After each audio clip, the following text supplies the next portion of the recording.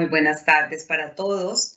Un saludo muy especial en nombre de la doctora Gloria Estela López Jaramillo, presidenta del Consejo Superior de la Judicatura, asimismo de los demás magistrados que integran la corporación, y un saludo muy especial en nombre de la doctora Marilucero Novoa Moreno, directora de la Escuela Judicial Rodrigo Lara Bonilla. Sean todos bienvenidos a esta videoconferencia virtual, que es la segunda parte de la denominada pornografía infantil y demanda de explotación sexual, que hace parte del ciclo de capacitación en derecho penal.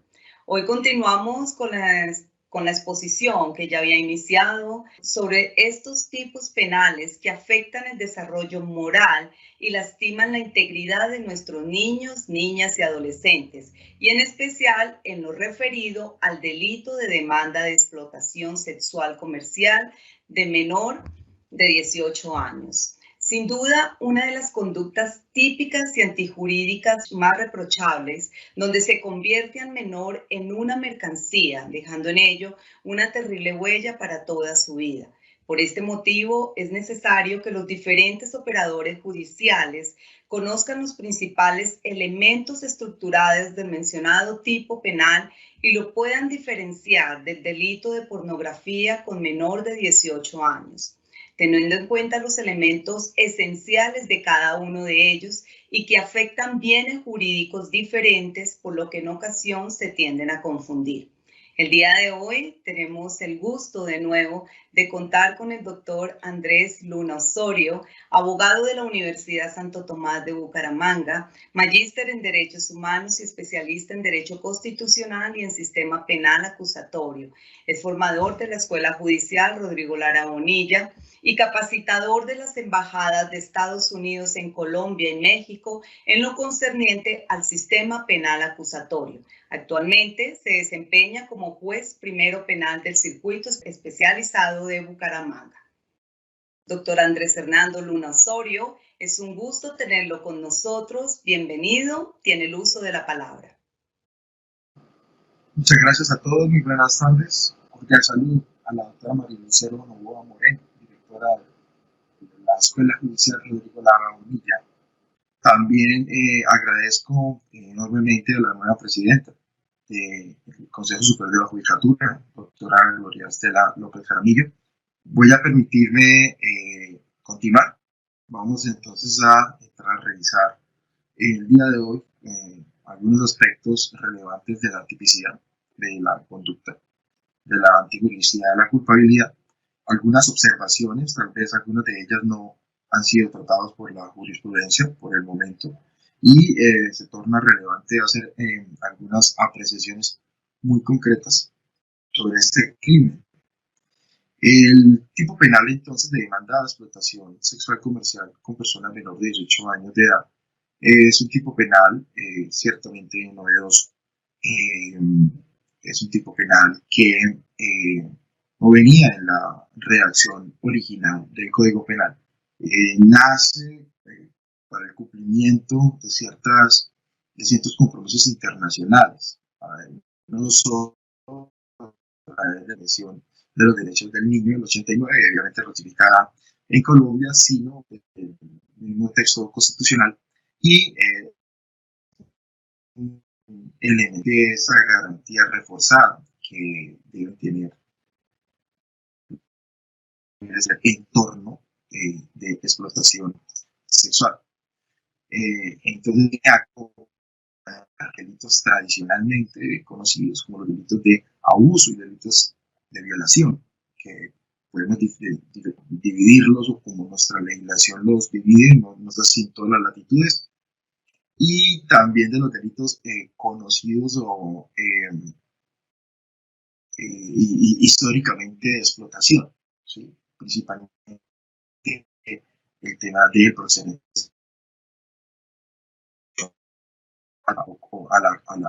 o constreñimiento a la prostitución. Se consideran tipologías insuficientes según el nuevo desarrollo no solo de las tecnologías, sino la nueva visión de ampliar el espectro punitivo, no únicamente a los delitos de encuentro, de contacto o en los delitos en los que exista la unión del sujeto pasivo y activo de manera directa, sino también de manera remota y que no propiamente sea un tema de tentativa, y que no solamente estuviera gravitando en la persecución penal, dependiendo de lo consumado de dicho delito, de los actos idóneos más o menos cercanos al acceso carnal, al acto sexual, sino que tuvieran la protección, llamémoslo, de una anticipación de la tutela penal hacia lo que podría llegar a ser una finalidad de acceso carnal o de abuso sexual. En consecuencia, ciertamente, esta es una anticipación de la tutela penal, no como tradicionalmente se pudiese explicar a través de los delitos de organización o de conspiración, en los cuales se anticipa la barrera punitiva por el peligro o riesgo de las organizaciones criminales, sino estamos viendo otros escenarios en los cuales pueden ocurrir ataques a la sexualidad sin que sean, vuelvo a decir, muy cercanos o idóneos de consumación, pero que estaban con una laguna de impunidad porque ciertamente se denominaban como tolerables o como un ejercicio de la libertad, ¿sí?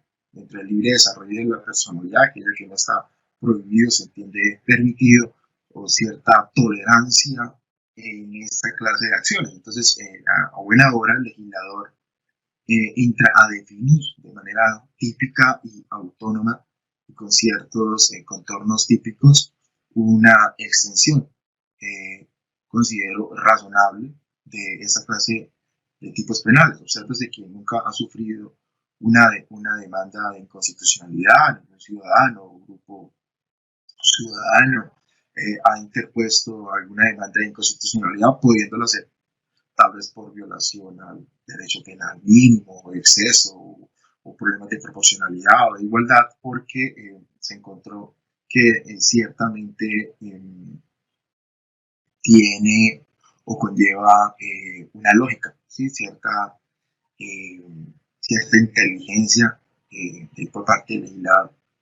La principal crítica a este tipo penal siempre ha recaído acerca de la punibilidad. Si se dan cuenta, el problema no ha sido tanto la descripción típica, salvo algunos problemas puntuales que vamos a ver en la jurisprudencia, pero si recapacitamos, el principal problema, inclusive la bandada de la Corte en el año 2019, para tratar de darle una visión diferente a este tipo penal y de encontrar un contexto en el cual necesariamente tendría que ocurrir, se presentó fue porque la pena, ya lo vamos a ver más adelante, pues realmente tiene unos topes mínimo y máximo considerablemente altos de cara a las conductas que, les digo yo, serían como el núcleo duro o el tradicional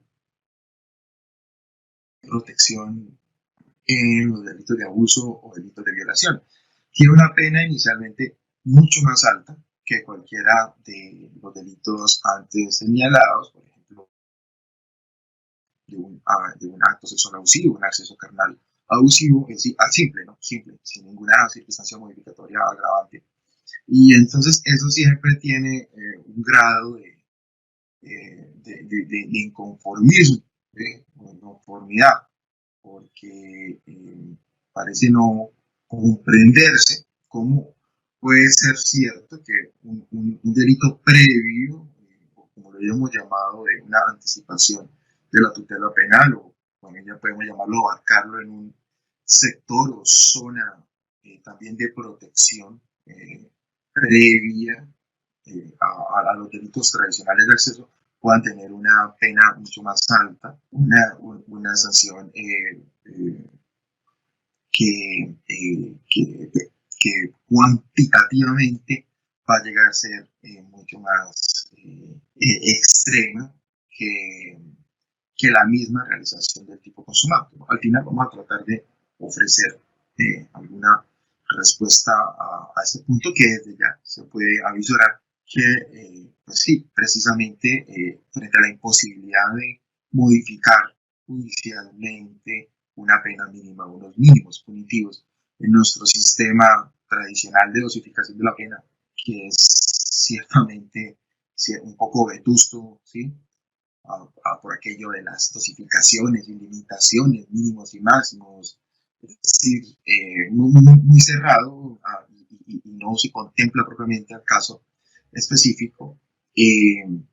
La única respuesta es estudiar con máximo detenimiento de tipo penal y realmente prever si el tipo penal lo que se ofrece es una posibilidad tentativa de la conducta o algún error de prohibición indirecto o un tema de complicidad que pueda llegar a disminuir la respectiva condena a unos topes realmente justos o proporcionados. ¿Sí? Bien, entonces empezamos con el problema del nomen juris, ¿no? De la calificación jurídica. El nomen juris tiene ese inconveniente de haberse denominado demanda de explotación sexual comercial de persona menor de 18 años.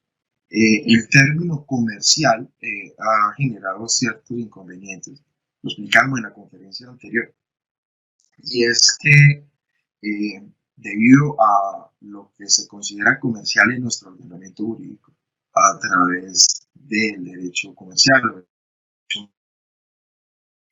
ciertamente en esas discusiones válidas entre civilistas y comercialistas, lo que termina siendo algunas veces definitorio en acto que sea civil o mercantil va a ser pues el acto de comercio, ¿sí? Y el acto de comercio entendido como el acto realizado por una persona comerciante en ejercicio del comercio por medio de sus bienes en un establecimiento de comercio, inscrito algunas veces como comerciante y realizándolo de manera continua, permanente y conforme a las costumbres mercantiles.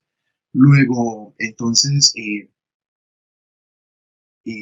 para principalmente los litigantes, que son la masa crítica y dinamizadora del sistema acusatorio, este nomen juris ha sido múltiples veces inventado para exigir que a partir del principio de estricta legalidad, principalmente de la ley escrita y a partir de la prohibición de analogía o ley estricta prohibición de, no sé, de interpretaciones que no sean favorables al reo, realmente se exija por parte de la Fiscalía la demostración de una transacción, de un acto comercial que conlleve cierta ganancia, cierto lucro o que demuestre que de parte de una persona se desprende de su patrimonio y que existe un lucro en el otro real, no solo eventual, y que uno se empobrece, el otro se enriquece. Bien, hecho entonces ese planteamiento, y lo vamos a ver más adelante, la Corte claramente pues, ha inobservado o desechado dicha pretensión, ¿sí? de los censores, principalmente en casación, acerca de ese aspecto, y lo único que termina señalando es que el índole comercial hace relaciones, es precisamente hacer delitos de explotación, pero aunque señala que nada indica o nada niega que se genere un acto de comercio no entre personas comerciantes. Entonces aquí existe ese inconveniente de que si necesariamente para entender el tipo penal se tiene que es un tipo penal en blanco que debe acudir a las normas del Código de Comercio o normas complementarias para entenderse. Entonces el tema es que no, porque necesariamente no hay que acudir a dicho ordenamiento jurídico porque los mismos motivos de la ley dan una explicación suficiente de que el término comercial no se refería a un tema o la exigencia de un acto de comercio calificado propiamente como tal, sino a un simple, una simple mediación en la cual exista una solicitud de índole económica, ¿sí? Sin que necesariamente sea un encuentro de sujetos mercantiles. Entonces nos podemos hacer varias preguntas. ¿Será vinculante, primero que todo, el nomen juris del tipo penal? Hay varias discusiones al respecto, ¿sí? Pues en principio sí es vinculante. El nomen juris, observe que no todos los códigos penales de diferentes países o estados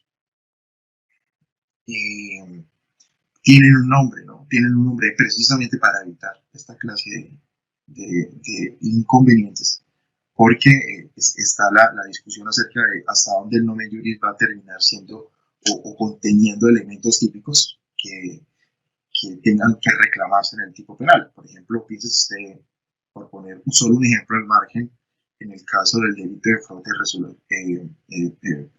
fraude a resolución judicial o administrativa de policía. Si se dan cuenta, este tipo penal dice que por cualquier medio, si incumple una resolución judicial o de policía, pero entonces hay una dicotomía, porque dice por un lado por cualquier medio, pero el tipo penal dice fraude. La Corte terminó diciendo que sí debía existir un elemento fraudulento, un medio fraudulento del tipo penal. Aquí entonces, pues sí, termina lo mismo, siendo vinculante, porque pues malo bien el legislador lo contempla como tal, pero el entendimiento no es de un tipo penal en blanco. ¿Cuál era la finalidad? Bueno, más adelante le va a explicar la misma jurisprudencia, pero la finalidad es hacer énfasis en la explotación, en el cual se solicita a través de una contraprestación los respectivos favores sexuales. ¿Ofende el patrimonio económico? No, realmente no es que estemos frente a un tipo penal pluriofensivo en el cual efectivamente también el patrimonio económico del sujeto activo se tenga que ver afectado y el del sujeto pasivo alimentado, ¿no? Analizando entonces el tipo objetivo del 217A, el Código Penal, o ley 599, tenemos unos aspectos que destacar. Primero, estamos frente a un sujeto activo indeterminado. El tipo penal lo puede cometer cualquier persona, bien sea de 14, 18 años, es un tema de justicia adolescente, o de 18 años en adelante, sin ninguna calificación especial. No se requiere, vuelvo a decir, a reiterar, que sea una persona comerciante o que esté calificado como un enfermo, como un pervertido, o que tenga cierta interdicción a ese respecto, ¿sí? Porque muchas veces se experimenta esta clase de alegaciones para señalar que debe ser pues una persona que defraude su patrimonio en este aspecto, ¿sí? O que sea una persona que reiteradamente realice estos actos. No, en realidad no necesita ninguna calificación específica. El sujeto activo puede ser cualquier persona, puede ser un servidor público, puede ser particular, puede ser un extranjero, inclusive ahora en los agravantes que existe cierta eh, eh, en la configuración de una circunstancia modificadora del tipo a ese aspecto. A ese respecto, pero el sujeto activo puede ser indeterminado. Ahora, el mismo tipo penal habla algo acerca de la autoría. Bien señala que el tipo lo puede realizar la misma persona, el sujeto activo, o por medio de otro. Entonces, la misma descripción típica contempla la realización de la autoría directa y la determinación, ¿sí? Entonces, positiviza, incluye la determinación como forma típica dentro del mismo tipo, sin necesidad de tener que estudiar la figura del concurso de personas de la participación mediante determinación o inducción. No obstante, debemos decir que todos los tipos de autoría estarían dispuestos o estarían compuestos. Perfectamente puede ser un caso de coautoría, múltiples personas solicitando favores sexuales a una menor de 14 años, una menor de 18 años. Ya vamos a ver que hay una discusión entre las personas de 14 a 18 años. Ya vamos a hablar de esa distinción. Pues perfectamente, pueden ser varias personas, digamos unos soldados, unos policías o unos amigos que están tomando en un bar o que van a un lugar de prostitución de menores o que por la calle encuentran a una menor y le hacen esta clase de propuesta, ¿sí? Entonces, perfectamente puede ser una división de funciones, es decir, no estamos hablando de un delito de propia mano y que solo el que realice el acto de dicción o la exposición oral o también que emita un mensaje o remita un texto sea única y exclusivamente el autor. Perfectamente a través del dominio funcional puede existir la repartición de tareas al margen de la discusión de las teorías que existen al respecto, los cuales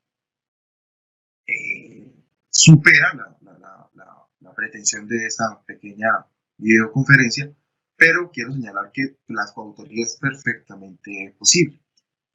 De igual forma, la pluriautoría de aquellos autores que no se ponen de acuerdo, sino que lo realizan de una manera desordenada, ¿sí? Pero de manera plural.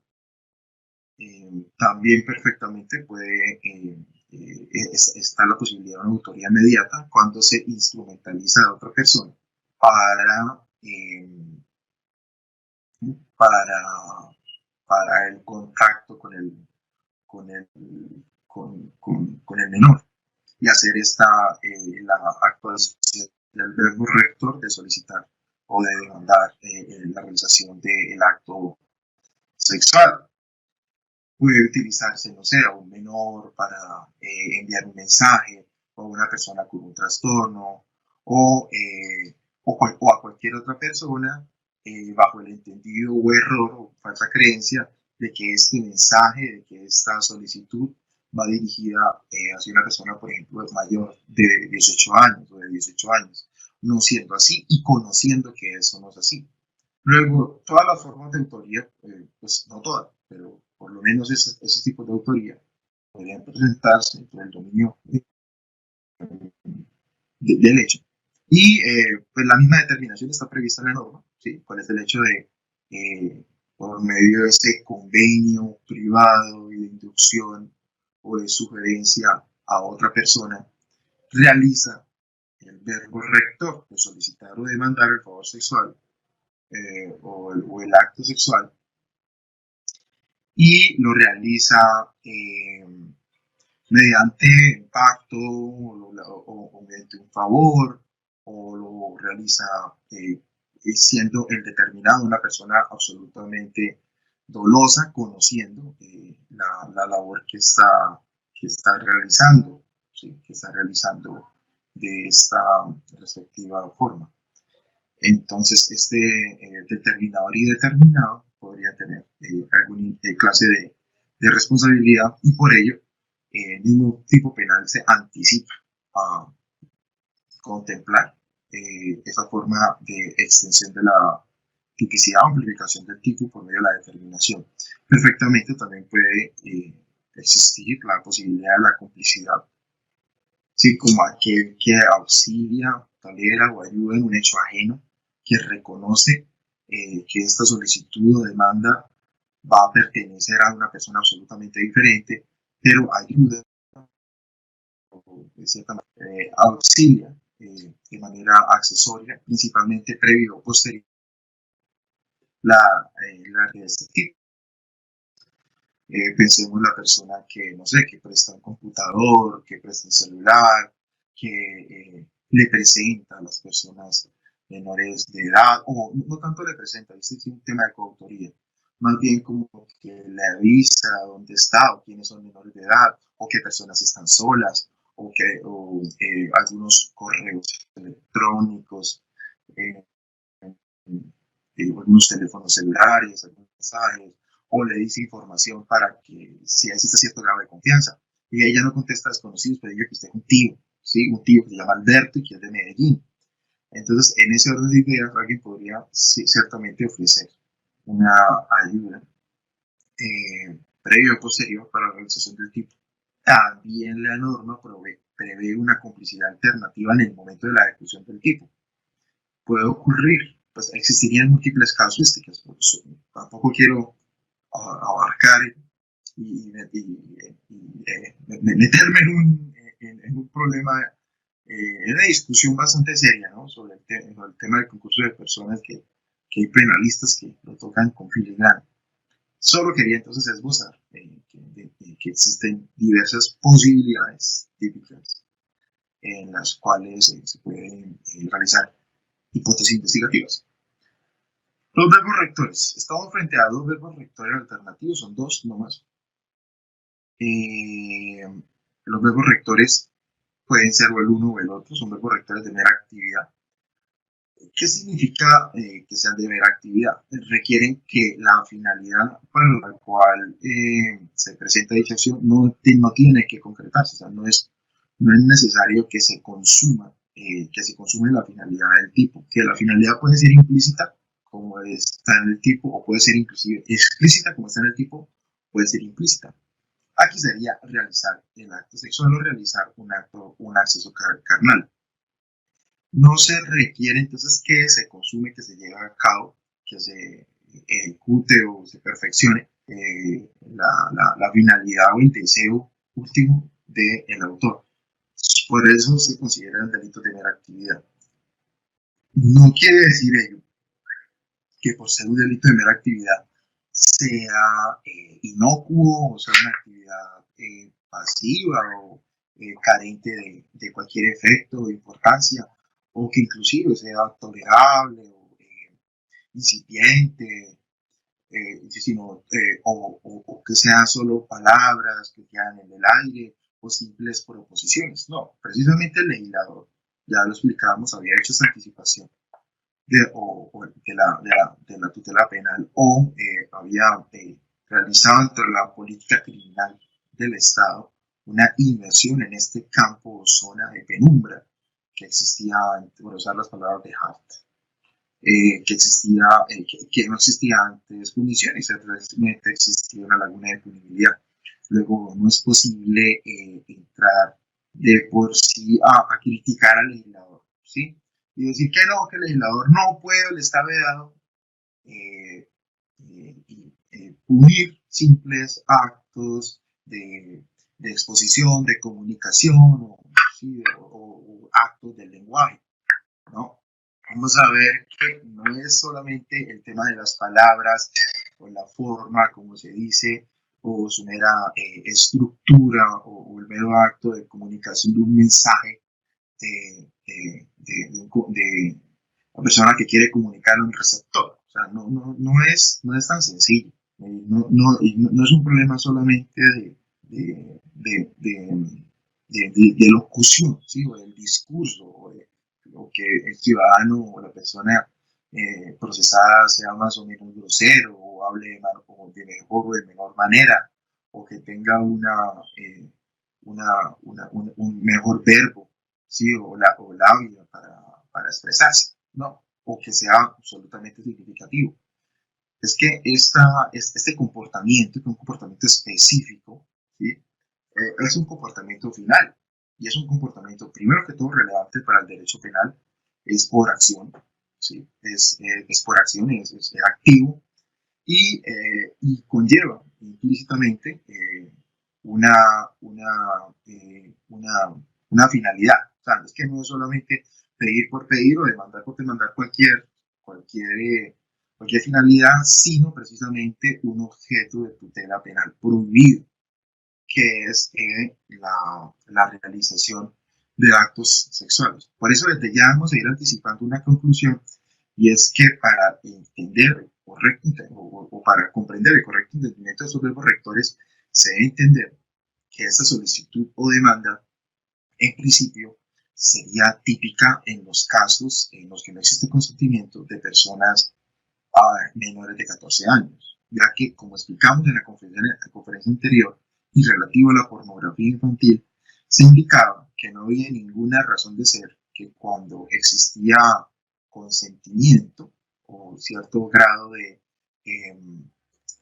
de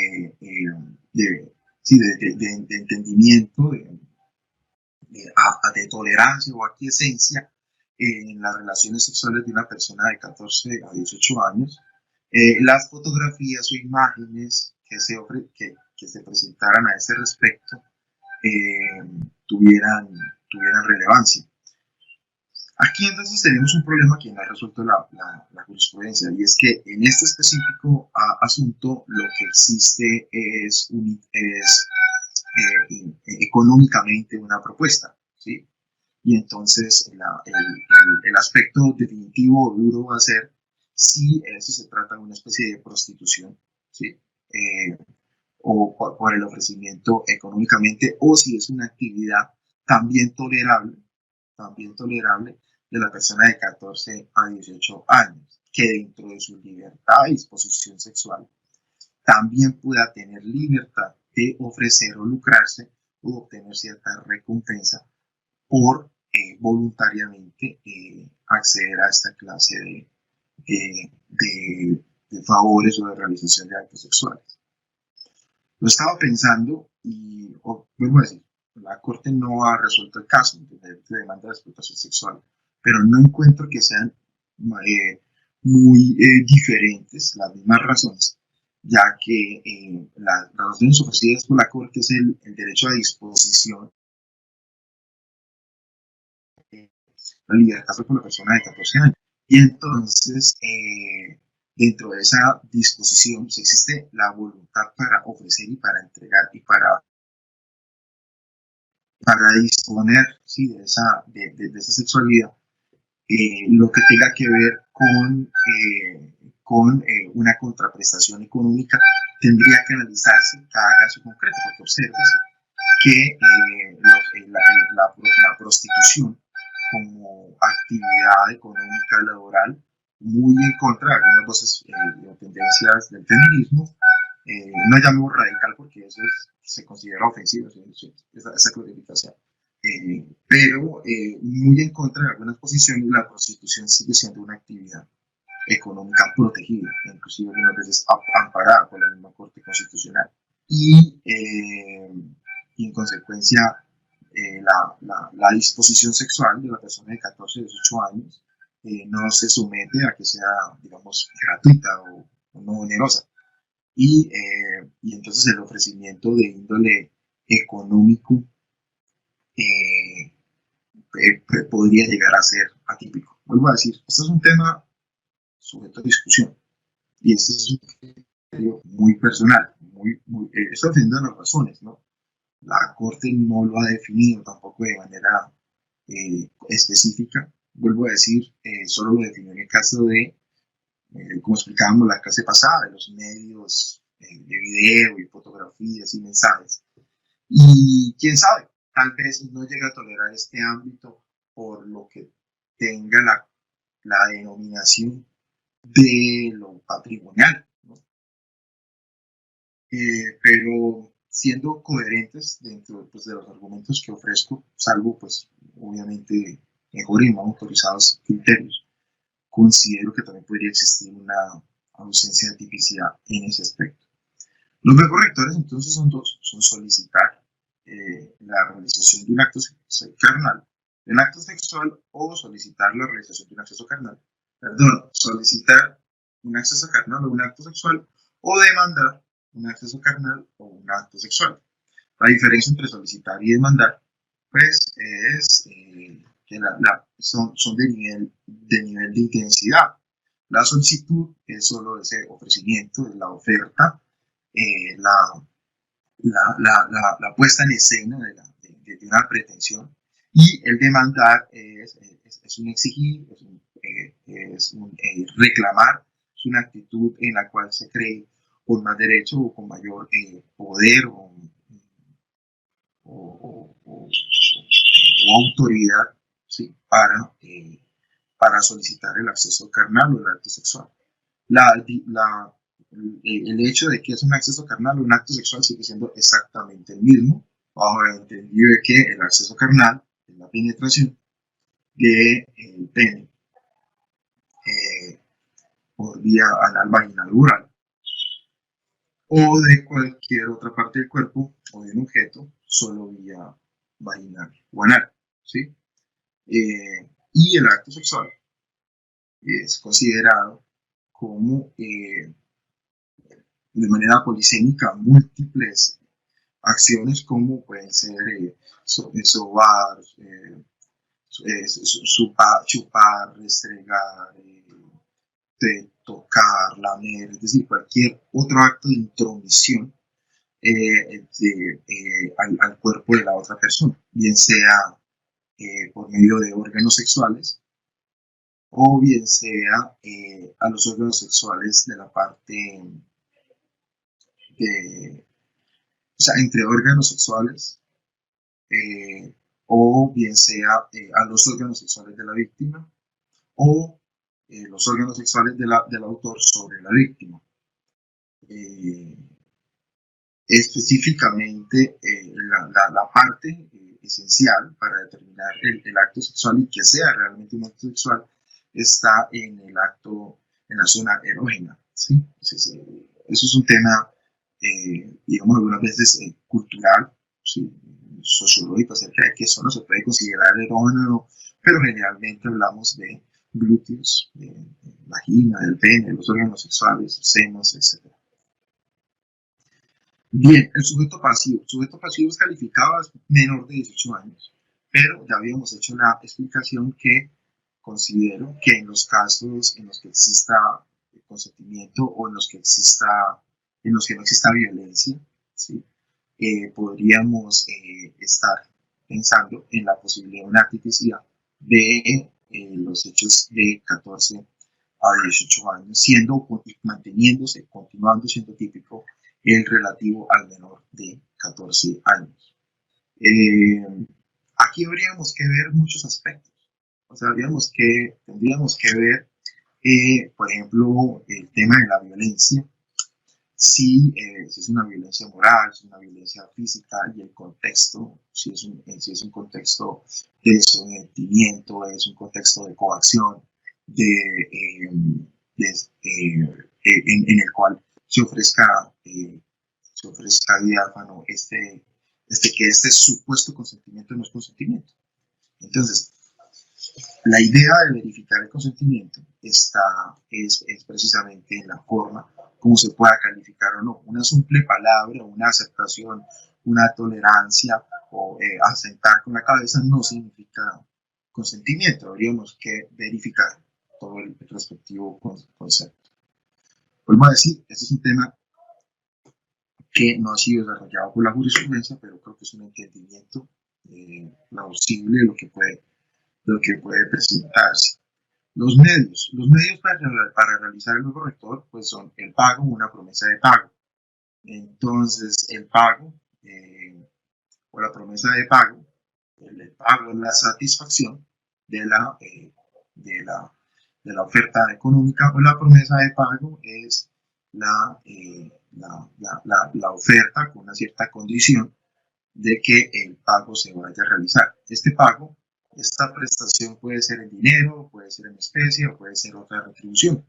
Puede ser en dinero, en moneda, puede ser en especie por medio de, no sé, de alimentos, de ladrillos, de tejas, de un balón de fútbol, helado, no sé, lo que sea. Y otra retribución, como puede ser pasar una clase, ¿sí? Pasar un examen, ofrecer una visa, en fin, múltiples otras prestaciones. Otros aspectos del tipo objetivo. Es un delito autónomo, es decir, no depende de un subsidiario de ningún otro y concursa efectivamente con otros tipos. Es decir, no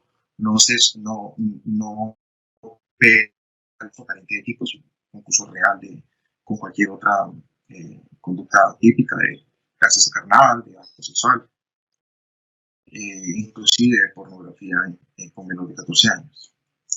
El consentimiento. Hay una regla clara y concreta acerca del consentimiento y expresamente la norma que el consentimiento no exonera de responsabilidad. Aquí donde está más fuerte de la posición que yo señalo. El tema es si es posible para el intérprete señalar o explicar que este consentimiento, si bien la norma dice que no exonera de responsabilidad, se debe entender de manera armónica, sistemática, tanto con las normas civiles, las normas constitucionales, que se entiende que es el consentimiento del menor de 14 años. Sí, la norma claramente habla de consentimiento del menor de 18 años, pero es un tema de índole constitucional, o sea, tendríamos que analizar el desarrollo de las observaciones generales de la Convención de los Derechos del Niño, de la jurisprudencia al respecto, decisiones del Comité de Derechos Humanos, para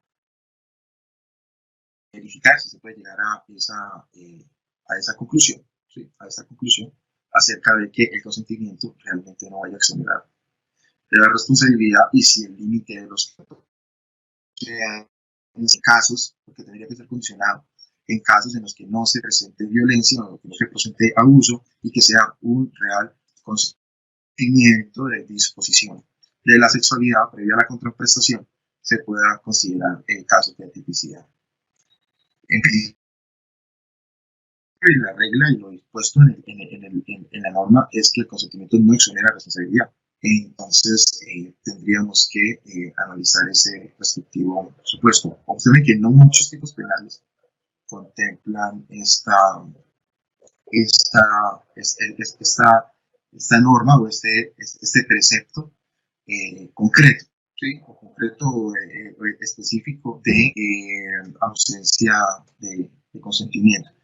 Y va muy unido al canon 32 numeral segundo del Código Penal, ya que él mismo señala que el consentimiento no exonera de responsabilidad en los casos en que el mismo no se puede ofrecer, es decir, en los eventos donde se considere que no es posible su ofrecimiento. Cierto es que en el delito de pornografía con personas menores de 18 años no aparece una norma en el mismo sentido, o sea, en el mismo tenor literal específico del tipo.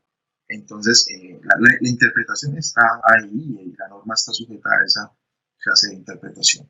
Ahora, al respecto de las penas, contempla una pena principal de prisión que les indica de 14 a 25 años. Si se dan cuenta, el tipo penal contempla un mínimo ya bastante alto, ¿no? De 14 años. Mínimo que, aunque se impusiera el mínimo y bajo esas circunstancias, sigue siendo un mínimo bastante mínimo.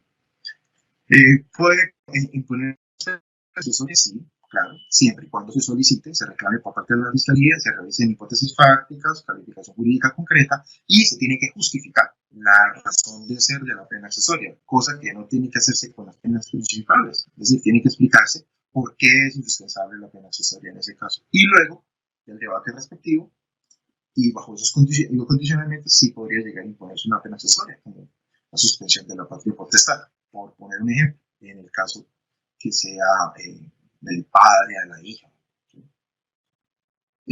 O prohibición de asistir a determinados lugares, por ejemplo, que lo haga cerca de un colegio, cerca de una iglesia, etc. El aumento punitivo. Hay unas agravantes que ya vamos a poder revisar y en esas agravantes el aumento punitivo es de una tercera parte de la mitad. Es decir, se aplica la regla del 60 numeral 2 del Código Penal, cual es que la tercera parte se aumenta en el mínimo y la mitad se aumenta en el máximo. Es decir, específicamente la punibilidad aumentaría. Las agravantes está porque lo ejecuta un turista, un viajero nacional o extranjero, bajo el entendido de que la misma norma precisamente creó este tipo penal para encontrar ese ámbito punitivo, esa acción punitiva a los clientes, ¿no? Entonces, por eso se entendía que supuestamente la descripción típica del tipo debía estar muy unida al turismo sexual, pero no se hizo así, sino se hizo fue como un agravante. Esa es una de las razones también por las cuales se indique que el contexto de explotación que ha generado la Corte por medio de alguna jurisprudencia no necesariamente tenga que ofrecerse en sí de manera implícita, porque está previsto es como una circunstancia que va a aumentar el valor de acción. Y es otra agravante, que la conducta constituya en sí mismo matrimonio, convivencia servil o forzado. Sería una circunstancia posterior a la consumación, ¿no? Es una tal vez de agotamiento, de que el mismo hecho del acto sexual o la realización del acceso carnal deviniere o degenerar más bien en un matrimonio, en convivencia servil o forzado. Esto se utiliza mucho porque está previsto, o sea, me suena bastante a los elementos tanto de la trata de personas como a algunos crímenes contra la humanidad del Estatuto de Roma de la Corte Penal Internacional. Otra agravante, que la conducta es cometida por un miembro de un grupo armado organizado al margen de la ley. En mi sentido, siempre me parece algo discriminatorio señalar que solo sea el grupo armado al margen de la ley, ¿no? Porque es como decir que es agravante para los malos, es decir, para los ajenos a la organización, a la legitimidad. Pero ¿qué pasa con otra clase de grupos armados, por ejemplo, que sean legítimos? Entonces, esos sí no serían objeto de agravación, ¿no? Bueno, ese es un aspecto que puede analizarse inclusive de manera constitucional acerca de del sentido o razón de ser, de por qué solamente esos combatientes o grupo, bueno, no le llamamos combatientes, porque puede ser un grupo armado organizado, una organización armada de manera concreta, que se cometa sobre una persona menor de 14 años, ¿sí?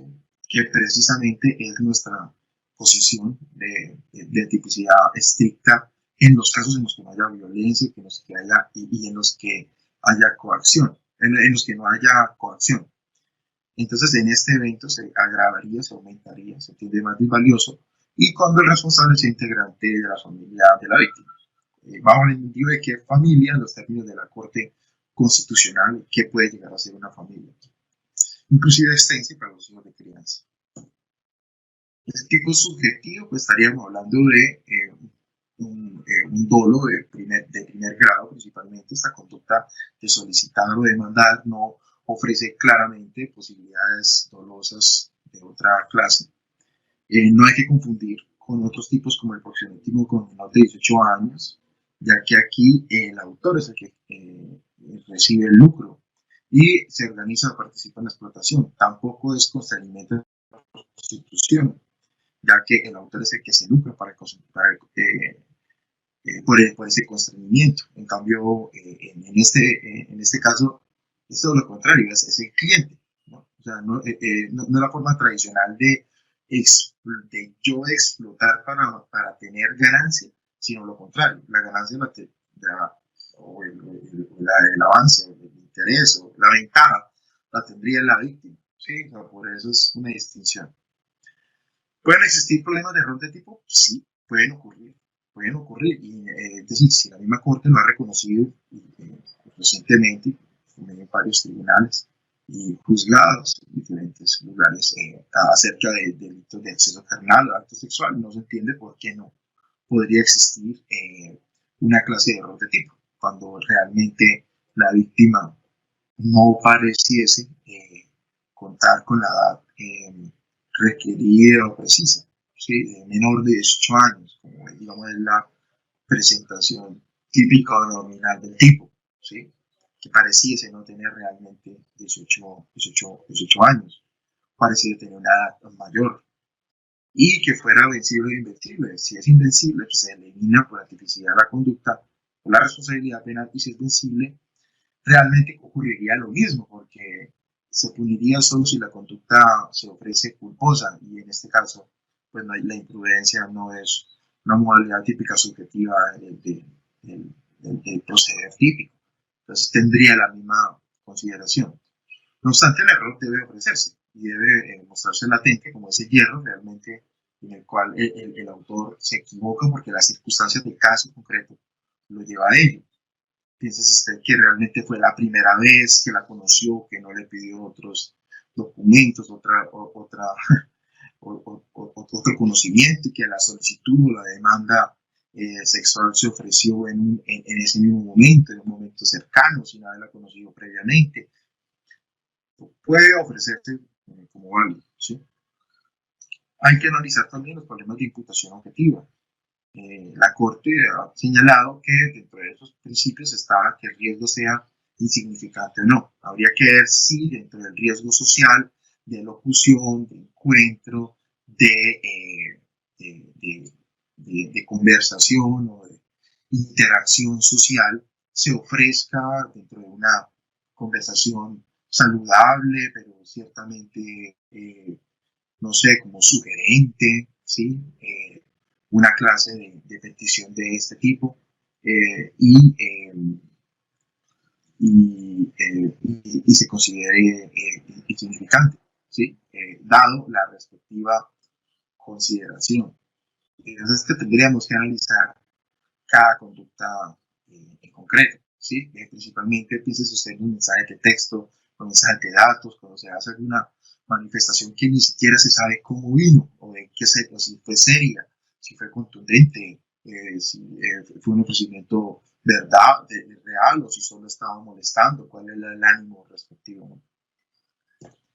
La antijuridicidad, pues dentro de esta parte de la estructura dogmática del tipo, podríamos analizar si efectivamente se puso en peligro o no el bien jurídico. Ya vamos a ver que dentro de una de las decisiones jurisprudenciales precisamente fue una discusión que termina siendo un problema de atipicidad. Vamos, eso no tiene mayor inconveniente.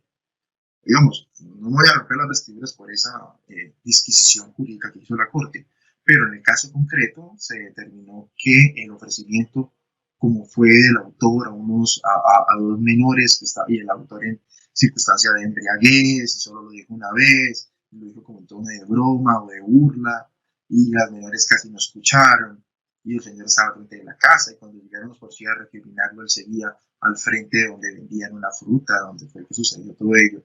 No se considera que realmente afectara el bien jurídico de las menores. Las menores realmente casi que ni siquiera comprendieron exactamente qué consistió ese hecho, y no tenían una mala imagen, ni siquiera morbosa, de respectiva autor. Hay un salvamento de voto en esa decisión, pero en principio entonces sí es posible valorar el bien jurídico de la libertad, integridad de información sexual. O sea, no es que sea un bien jurídico que sea imposible de tasar o de ponderar, o que sea un indicio, o que la miotipicidad sea un indicio de antijuridicidad, o que se considere un tipo penal de lesividad presunta. No, no, porque se trata de un tipo penal individual, en el cual pues existen personas, existen seres humanos, existen situaciones, contextos que pueden perfectamente valorarse. Ahora, el problema es cómo graduarlo. Ese sí es un problema, porque realmente no se han creado criterios, inclusive hasta doctrinariamente, porque el tema de la anticristicidad material y la lesividad es un tema muy latinoamericano, si queremos llamarlo. Usted no encuentra eso en literatura alemana o española, por lo menos dominante y fuerte, que se analicen los temas de lesividad dentro de la conducta punible. Es decir, tal vez es un problema de política criminal en déficit de oportunidad, pero no seguir esa discusión alrededor de la valoración de la conducta punible. El tema es cómo valorarlo, es cómo graduarlo. Es decir, de dónde nos cogemos, o qué elementos tomamos para saber que el grado de antipublicidad ha sido realmente alterado o no. Hay un caso de violencia intrafamiliar de la Corte con ponencia del magistrado doctor Eugenio Fernández Carrier, que él de manera muy interesante hace un análisis en un caso de violencia intrafamiliar en el caso concreto, y analiza circunstancias específicas para saber si realmente el bien jurídico en el momento específico ha sido vulnerado, e inclusive la discusión es interesante, y es si al momento del día de hoy, o sea, al momento del enjuiciamiento, el mismo bien jurídico sigue vulnerado o no. sea, es un problema interesante porque solo se va a analizar ex ante o también ex post a la consumación de la conducta. Justificación, no se observa ninguna justificante legítima defensa, esta necesidad o alguna supralegal, digamos, patente sobre este tipo penal. La culpabilidad se tiene que analizar el conocimiento de la antijudicidad y los problemas de error de progresión directo o indirecto. Si realmente la persona es que desconocía este tipo, o su grado de intelección, o su grado cultural, o pertenecer a un grupo tribal en lo cual eso se considere como tolerable o no. Habría que ver lo mismo, si es vencible o invencible. Si es invencible, ausencia de culpabilidad; si es vencible, existe una disminución de la pena. Exculpación, no veo ninguna, por lo menos, evidente, y motivos de inimputabilidad sí pueden existir. Puede existir porque, es decir, el tipo penal no elimina la posibilidad de que exista en el momento concreto, en el momento específico, algún problema de entendimiento, de capacidad o de motivación que haya generado. Para culminar el tema, pues solo les expongo, les preciso, les indico algunos de los desarrollos jurisprudenciales. Ya la mayoría los he señalado, entonces no hay necesidad como de hacer un énfasis en el mismo, solo indicarlos para hacer las precisiones, indicaciones de precedentes concretos. Están decisiones de la Corte Suprema de Justicia, como la AP del 4 de junio del 2013, está la AP 6371 del 2014, la AP 2172 de 2015, la AP 4868 del 2016, en la que habla del elemento comercial, que ya habíamos tenido la oportunidad de hablar, la AP 8221 del 2016, acerca de por qué razón se crea este tipo penal y los antecedentes de la respectiva ley. Ya habíamos hecho alguna observación para profundizar sobre este tema de este precedente. La AP 15490 del 2017, que es el caso que les ofrecía como de ausencia de antijudicidad, pero que termina siendo confirmada casada la decisión y absuelta por atipicidad. Aquí en esta decisión se ofrecen esos respectivos argumentos, los cuales ya habíamos esbozado, la SP 15490 del 2017.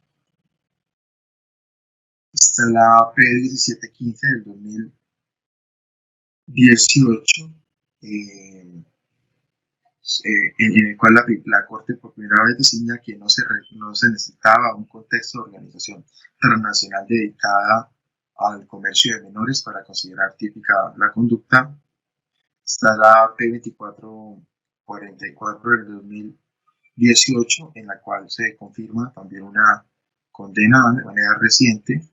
La AP 4702 de 2019, en la cual se confirma una demanda, precisamente porque ofreció se ofreció la actividad sexual a un menor, y reitera que el hecho del ingrediente comercial no se refiere a conglomerados mercantiles. Está la SP 5492 de 2019, en el cual por primera vez la Corte manifestaba que en este caso se encuentra penalmente responsable del delito de acoso sexual, en el cual existe una distinción, porque la Corte indica que no era un promotor de prostitución infantil, ¿sí? Esto es importante acerca de varias apreciaciones que hicimos el día de hoy. Y está la SP 2545 del 2020, que aunque contiene algunos algunos esbozos sobre el delito de pornografía infantil, los mismos pueden ser asimilables o se pueden llegar a entender en este específico caso del delito de demanda de explotación sexual, principalmente acerca de la edad de los menores al momento de la realización de la conducta. Bueno, pues las conclusiones a las cuales podemos llegar es que Pues se trata de un tipo penal realmente que contempla, es una descripción típica novedosa, aún sigue en desarrollo, y que contiene como principal problema la definición de si realmente todos los sujetos pasivos menores de 18 años van a terminar siendo sí o sí y de manera presuntiva, de jure de derecho, víctimas sin que en ningún caso o en algunos eventos el consentimiento pueda llegar a ser importante, no obstante tratarse de una cierta transacción comercial, como lo dice el mismo tipo penal, de cara a la o enfrentado al derecho de disposición de la sexualidad de la persona de 14 a 18 años. Y el otro problema de que sí es necesario en cada caso concreto analizar todas las categorías dogmáticas y haciendo especial énfasis en el tema de la antigüedad material. Pues muchas gracias a todos por la paciencia, por el tiempo ofrecido, dado, y disculpen por los problemas técnicos. Si hay más preguntas, doctora, pues a sus órdenes. Muchísimas gracias, doctor. Vamos a hacer aquí un par de preguntas que tenemos del chat. Primera, doctor Luna, ¿es exigible el elemento implícito de entorno de explotación sexual en la adecuación del delito de demanda de explotación sexual? Muchas gracias. Como lo señalaba con anterioridad, creo que al día de hoy esa tesis que prohijó la Corte ya no sigue siendo sostenible, ya que encontró la Corte que dentro del análisis de instrumentos internacionales y de la misma disposición de la norma, no se exigía que tuviera una finalidad transnacional o una finalidad de explotación con esa índole, o por lo menos de ese aliento. Siguiente pregunta, doctor Luna. ¿Cómo se presentan los errores de tipo y de prohibición en este tipo penal? Bueno, gracias por la pregunta. Creo que ya lo habíamos señalado, lo habíamos explicado, y habíamos dicho que se presenta de manera vencible e invencible, que el tipo penal no elimina la posibilidad de que se ofrezcan estos errores, y lo que habría que determinar en cada caso concreto es que realmente sí se trate de una equivocación, es decir, que no sea un mero alegato, sino que existan situaciones fácticas, bien de la teoría del caso de la Fiscalía, bien de los hechos indicadores de la defensa que arrojen realmente esta equivocación. Y ya la que sería calificarla como vencible o invencible y tomar la decisión que corresponda. Nuestro agradecimiento especial al doctor Andrés Hernando Luna Osorio por su clara y ponderada explicación sobre el delito en la primera parte de pornografía infantil, y hoy con la segunda parte que complementamos, demanda de explotación sexual, que nos permiten conocer sus principales características y la manera como cada uno de ellos afecta a esos bienes jurídicos que están tutelados por nuestra ley. Asimismo, afecta a nuestras indefensas víctimas para que se diferencien y los operadores judiciales puedan desarrollar de mejor manera su papel dentro del proceso penal, buscando siempre la justicia y protección, sobre todo de los niños, niñas y adolescentes. De nuevo, doctor Luna, muchísimas gracias. Asimismo, gracias a los servidores y servidoras judiciales y a todas las personas que actúan en el sector justicia que se han conectado a esta conferencia virtual. Muchísimas gracias y un feliz resto de día.